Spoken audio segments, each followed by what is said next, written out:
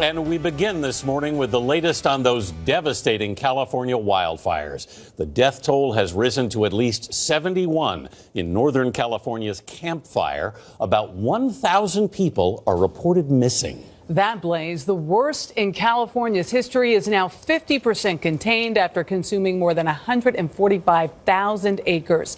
Just outside of Los Angeles, the Woolsey fire is 78% contained after burning 98,000 acres. Now communities are faced with a new and very dangerous threat. Dense smoke from those fires is smothering parts of the state with what has been described as the dirtiest air in the world. Meg Oliver's in Paradise, California, most of which has been leveled by the Camp Fire last week. Meg, good morning.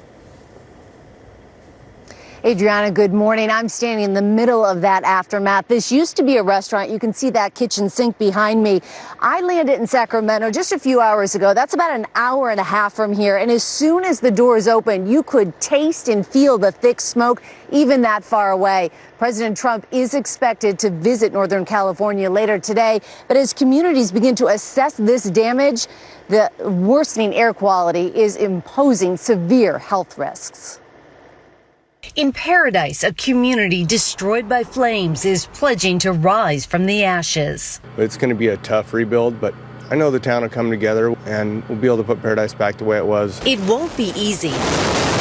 The Camp Fire has burned more than 12,000 structures to the ground as it blazes across Northern California. And the death toll is rising as authorities rush to sift through the debris. An additional 8 human remains were recovered during our search efforts today.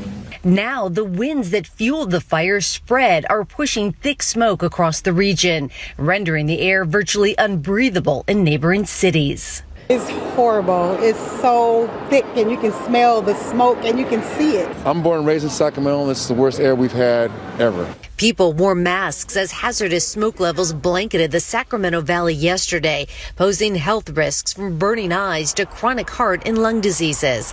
Doctors say breathing it in is the equivalent of smoking up to 10 cigarettes a day. I got kind of nauseated last night walking out in it, so tonight I have on a mask. In San Francisco, the Bay Bridge was almost completely obscured by the haze. And in Berkeley, today's Stanford-Cal football game was postponed to protect athletes from the severe conditions.